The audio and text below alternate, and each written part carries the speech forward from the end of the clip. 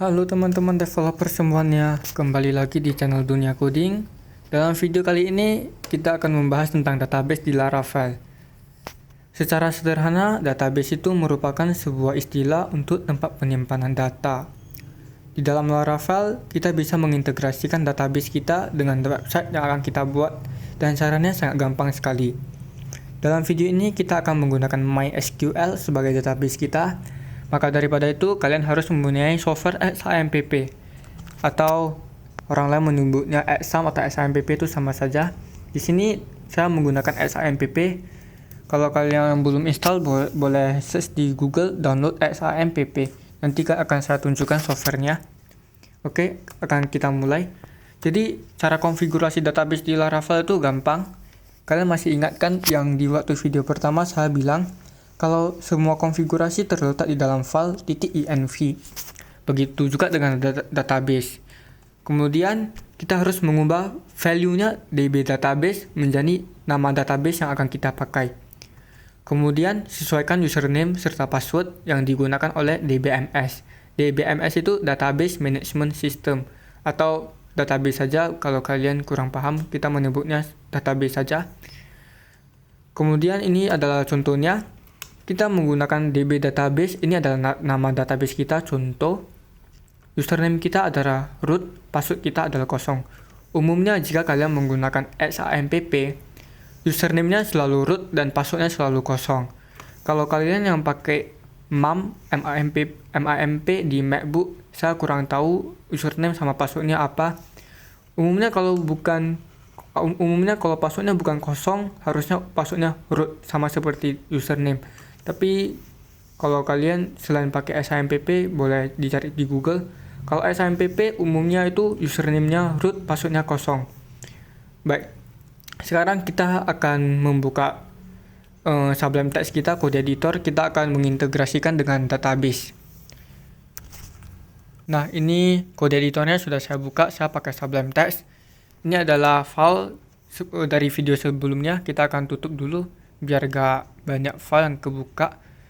Kita akan ke .env ya. Nah, ini file .env. Di sini ada database.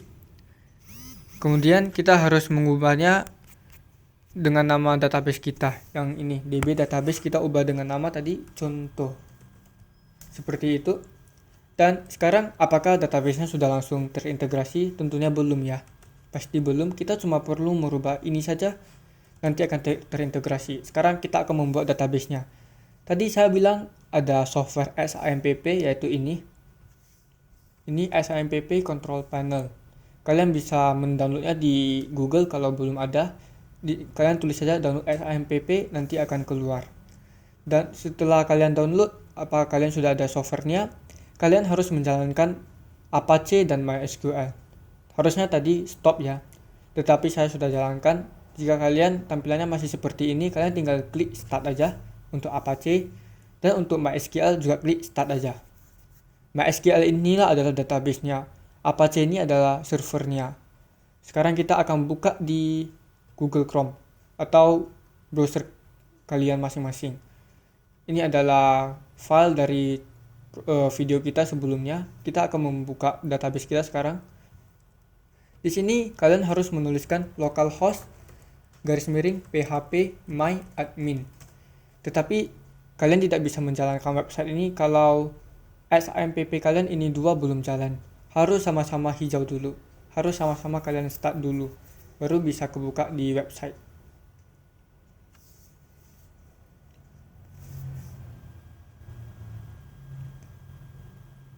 Nah, ini sudah kebuka ya. Database-nya tampilannya akan seperti ini. Sekarang kita akan membuat database. Cara pertama itu yaitu kita klik ini new. Kemudian kita membuat nama database kita. Tadi nama database-nya itu adalah contoh ya. Kalian bisa bebas, misal contoh user, contoh karyawan, terserah kalian. Tapi dalam video ini saya menggunakan database contoh.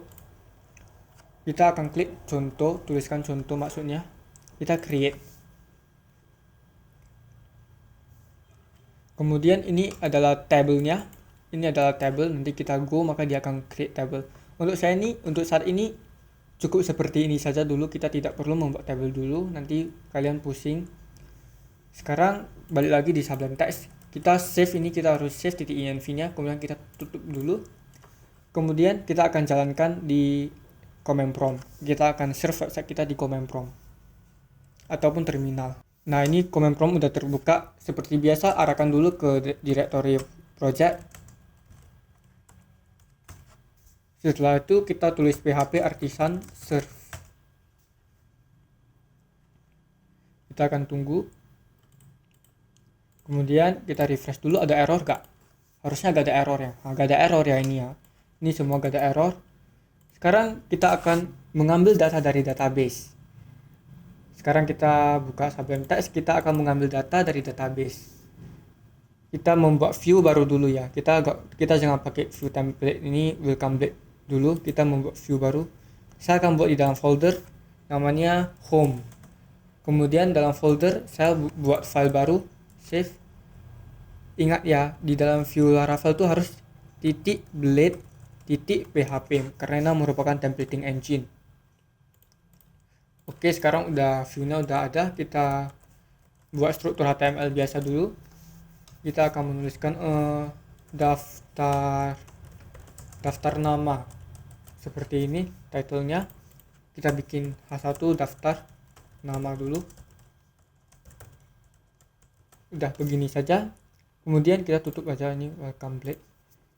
Ini kita juga hapus saja parameternya. Kita buka home controller ya, seperti biasa di folder app http controllers, buka ini.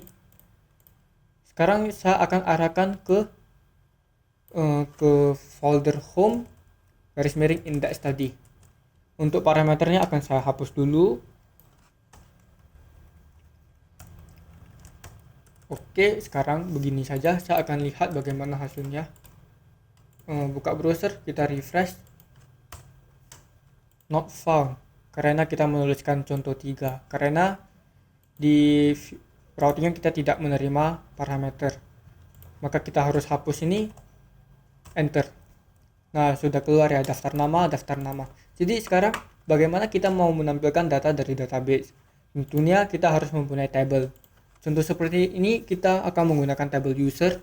Saya akan membuat table user, kemudian saya klik go aja, tekan go. Nah, kemudian kita ini akan membuat table. Jadi yang pertama itu biasa ID ya. ID ini harus selalu ada di database manapun, di table manapun harus selalu ada ID untuk membuat dia unik. Sekarang kita akan di bagian ID ini, kalian cari yang ini index. Kita klik, kemudian kita tekan primary biar menunjukkan dia primary key. Kemudian kita tekan ini A_i. Ini artinya auto increment. Setiap tambah tabel baru dia akan otomatis menambahnya. Kita buat nama user, terus saya mau ada mungkin tempat lahir, udah mungkin 3 row aja seperti ini cukup. Saya akan ganti jadi varchar, kemudian value-nya akan saya ganti 100, panjangnya akan 100, tempat lahir juga varchar 100. Kita save seperti ini. Udah, tinggal seperti ini saja. Sekarang saya akan insert beberapa data dulu ya untuk ditampilkan di sini. Namanya misal contoh user 1, tempat lahir akan saya tulis Jakarta. Kemudian contoh user 2, tempat lahir Depok. Saya akan go, klik di sini go. Maka dia akan membuatnya. Nah, kalian lihat akan ada kolom baru. Ini row baru. Ada 2. Sekarang kita akan menampilkan di sini. Kita buka Sublime Text, kemudian kita buka view. Saya akan tampilkan dari table. Kemudian tr-nya td, kemudian ada nomor, ada nama, ada tadi tempat lahir ya. Udah seperti ini saja. Nanti kita bikin tr lagi. Kemudian ini adalah datanya, contoh. Kita akan lihat di view dulu bagaimana.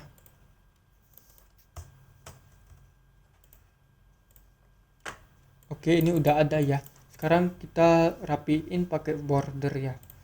Coba kita pakai border. Satu. Kita refresh. Nah, ini udah ada. Terus kita rapiin dulu bentar. Oke, sekarang saya akan kasih spacingnya untuk 0. Spacingnya ini ada spasi ya. Ada spasi, saya akan kasih 0. Kemudian paddingnya akan saya kasih 10.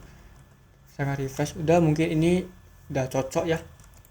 Sekarang bagaimana cara menampilkan data? Yang pertama, ingatkan di controller saya bilang semua hal tentang website kita akan membuatnya di controller. Sekarang kita akan membuat datanya dulu ya. Untuk mengambil database kita harus pakai use ini. Use nama untuk ke database-nya ini. Kalian bisa buka config app, cari database. Database dia di bawah biasanya. Nah, ini ada support facet DB. Nah, ini dari sini illuminate sampai ke DB-nya saja. Kita copy, kemudian kita paste di sini. Jadi akan use illuminate support facet DB. Kita akan membuat datanya. Data sama dengan kita tulis db.2.2 table user, kemudian kita tulis get. Udah gitu aja, selesai. DB ini artinya sintaks ini, maksudnya sintaks ini dia seperti sintaks SQL biasa, yaitu select bintang from table user atau select bintang from user gitu. Sama saja, tapi ini merupakan framework, jadi lebih singkat pakai DB ini. DB ini merupakan kelas ini, DB titik dua kali, kemudian table mana yang mau kita ambil, yaitu table user. Dari database mana? Dari database contoh. Kemudian kita get artinya kita mengambil semua data. Masih ingatkan bagaimana cara untuk menampilkan data? Kita koma array, kemudian misalnya ini adalah data. Kemudian kita tanda panah $data. Seperti ini saja sudah selesai. Kita tidak perlu menulis parameter apa-apa. Sekarang kita ke view index. Kita akan looping ya. Kalau kalian yang belum paham tentang for each mungkin agak bingung, tapi akan saya jelaskan. For each yaitu kita melooping semua isi table. Bentar ya, saya akan tunjukkan dulu apa isi dari ini. Saya akan tunjukkan apa isi dari data ini.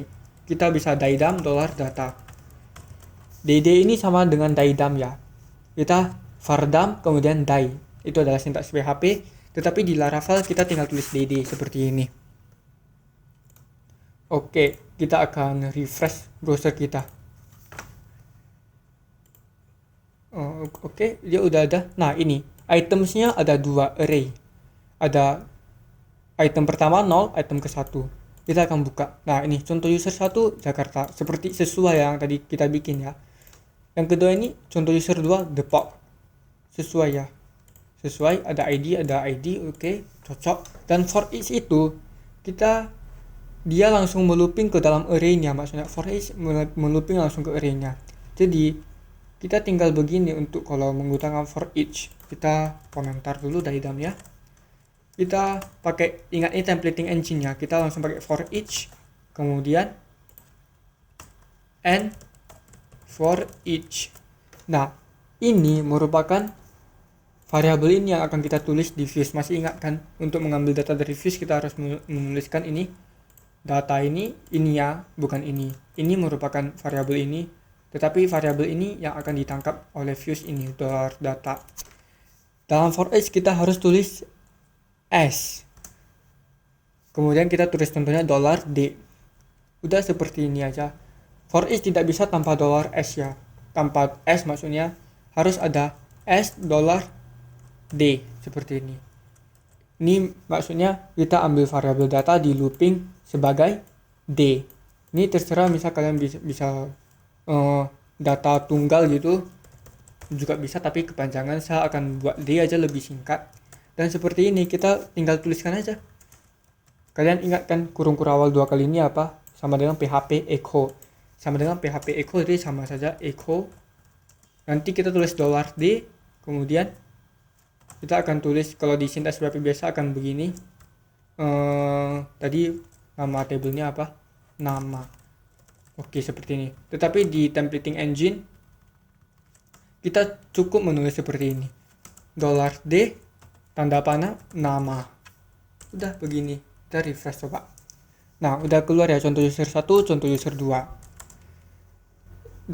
$D ini adalah variabel ini, sedangkan nama ini merupakan table ini. Nah, ini nama. Kemudian yang apa ini tempat lahir ya, kita sama aja pakai $D tempat lahir. Begini udah dia akan jalan. Nah, Jakarta Depok. Misal contohnya saya tambah lagi. Saya mau tambah contoh 3. Kemudian Bogor. Kita save, kita refresh. Nah, dia tambah secara otomatis. Sekarang kita akan looping angkanya. Ini looping angkanya kita pakai sintaks PHP biasa ya. Kita pakai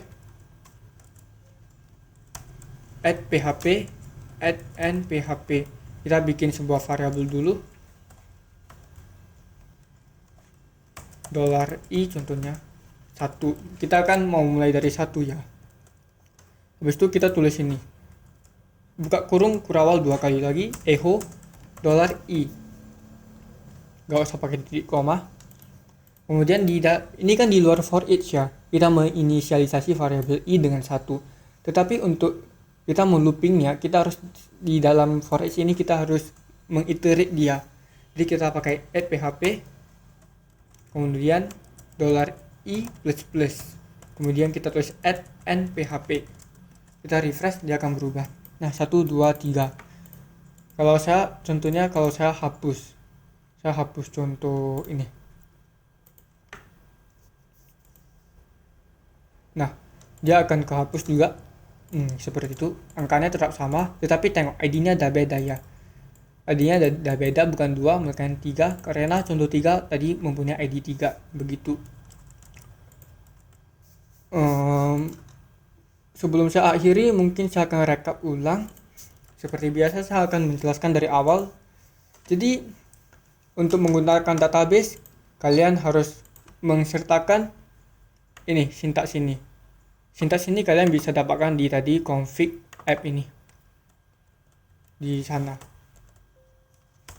Kemudian sekarang saya akan menjelaskan mengenai cara mengambil data. Kita pakai db merupakan nama kelas ini .2.2 ini untuk akses table user, kemudian kita ambil datanya. Dan sintaks ini, data ini, hasil ini kita simpan di variabel data. Gunanya apa? Gunanya untuk menampilkan di views index ini. Begitu. Data ini adalah variabel yang akan ditangkap di views, sedangkan $data ini merupakan $data dari sini. Dan kalian lihat, di routing kita tidak perlu menuliskan apa-apa, kita tidak perlu menuliskan parameter. Dan bahkan di URL-nya juga sangat bersih, sangat rapi, tidak ada apa-apa, karena kita mengambilnya dari database. Bagi kalian yang ingin dokumentasinya boleh dibuka ya di laravel.com. Saya akan tunjukkan di documentation. Kalian cari aja query builder. Yang pertama ini ya, query builder. Di sini ada banyak ya. Ada select, ada select ini. Seperti tadi kita lakukan. Ada db table select get. Ini maksudnya untuk mengambil data sesuai yang kita inginkan. Misalnya spesifik ini. Specifying a select clause yang spesifik ya. Kalau untuk mendapatkan semua itu pakai get. Di sini kalian bisa baca-baca sendiri, ada where. Where ini kita mengambil data dengan ketentuan. Pakai itu seperti if gitu. Ada group by, kemudian ada order by gitu. Kemudian ada insert update. Saya akan cari langsung insert lebih cepat. Nah, di sini insert juga gampang. Pakai seperti ini, akan dibahas di video berikutnya nanti. Untuk sebelum akhirnya mungkin saya bikin sedikit dulu ya. Saya akan tunjukin dulu yang tadi where itu, ini karena ini akan sering kita gunakan, lumayan penting ya. Where ini adalah itu seperti if kita menseleksi data dengan ketentuan kita. Contohnya saya akan menseleksi data user yang lahir di Jakarta saja. Saya akan where tempat lahir. Ini tempat lahir merupakan nama table, nama fieldnya, maksudnya nama fieldnya. Ini adalah field tempat lahir. Kemudian kita koma, mau tempat lahir yang apa? Contohnya Jakarta gitu, Jakarta. Seperti itu saja. Kita get, kita refresh. Nah, dia akan muncul nanti ya. Syntax error, unexpected, tanda panah. Oke, kelebihan tanda panah. Coba kita cek dulu ada error enggak ya. Oke, kita refresh balik. Nah, ini contoh user 1 Jakarta. Dan ini logonya tidak ditampilkan karena kita hanya mengambil Jakarta. Kalau kalian nggak percaya, kalian bisa tambahkan sendiri ya. Misal saya kasih user 4, kemudian Jakarta. Saya go refresh. Nah, begitu. Kemudian ada order by, kemudian ada banyak lagi ya. Terus ada axis juga di sini, bisa pakai axis untuk mengecek sebuah row ada apa enggak. Oke, mungkin seperti itu video kali ini, cukup panjang ya. Terima kasih bagi yang sudah menonton. Di video berikutnya kita akan melakukan CRUD pada Laravel, yaitu create, update, delete, sama read pada Laravel menggunakan database biasa. Karena Laravel ada database satu lagi yang namanya Ilokun. Kita akan bahas itu juga. Ilokun lebih powerful ya. Oke, nanti itu akan kita bahas pada video berikutnya. Terima kasih bagi yang sudah menonton. Jika merasa bermanfaat, boleh di subscribe serta like, serta jangan lupa share ke teman-teman kalian yang membutuhkan. Serta jika bingung atau mempunyai pertanyaan, boleh langsung tanyakan di kolom komentar.